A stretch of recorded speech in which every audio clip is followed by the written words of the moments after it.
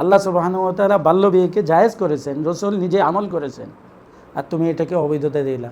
আল্লাহ দিয়েছেন যার যখন প্রয়োজন সে বিয়ে করবে। তুমি 18 বছর পর্যন্ত একটা নির্ধারিত টাইম লাগাই দিলা, এর আগে আল্লাহ বৈধ করেছেন, তুমি অবৈধ করতেছো। যারা এই কাজ করবে এরা ইসলাম থেকে, ইমান থেকে বের হয়ে মোরতাদ হয়ে যাবে। কি হয়ে যাবে? মোরতাদ হয়ে যাবে, কাফের হয়ে যাবে। কাফেরের মধ্যে নিকৃষ্টতম কাফের হলো মোরতাদ। আর মোরতাদ কে? যে আল্লাহর দিনকে অস্বীকার করে, আল্লাহর দিনকে পরিবর্তন করে, আল্লাহর দেওয়া হালালকে হারাম করে, বৈধকে অবৈধ করে, অবৈধকে বৈধ করে, যারা এগুলো করে। তো আজকে গণতন্ত্রের সিস্টেমটা সম্পূর্ণ এটাই করা হয়।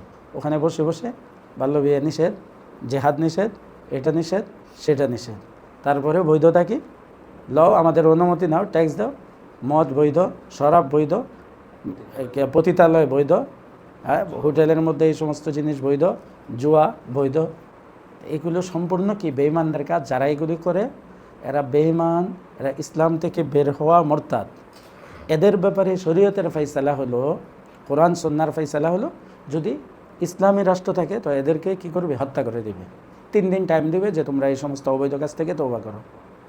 আর যদি ইসলামী রাষ্ট্র না থাকে, ক্ষমতা না থাকে, তো মায়ের পড়বে আল্লাহর, মৃত্যু হবে কুফরের উপর। কাফের অবস্থায় সে আল্লাহর সামনে দাঁড়াবে কুফরের উপর। কিসের উপর? সেইখানে দাঁড়াবে যে আমার বাবা মুসলমান, দাদা মুসলমান, আমি মুসলমান, সন্তান মুসলমান। আল্লাহ বলবেন যে না, তোমার এই সার্টিফিকেট ওই দুনিয়াতেই তুমি কি করে ফেলছো? জ্বালিয়ে ফেলছো। বাস, তোমার ইমানের যে সার্টিফিকেট ছিল তুমি জ্বালিয়ে ফেলছো। তুমি মুসলমান না, তুমি ফেরাউন, তুমি নমরুদ, তুমি আবু জাহেল, তুমি আবু লাহাব, তুমি উতবা, সাইবা, তাদের অন্তর্ভুক্ত, তাদেরই বন্ধু, তাদেরই অনুসারী, তুমি তাদের সাথেই জাহান্নামে যাও। এটা মারাত্মক একটা বিষয়। বর্তমান জামানার সবচেয়ে বড় একটা আধুনিক ডিজিটাল কুফরি হলো এই গণতন্ত্র। আল্লাহ তাআলা আমাদেরকে হেফাজত করুন।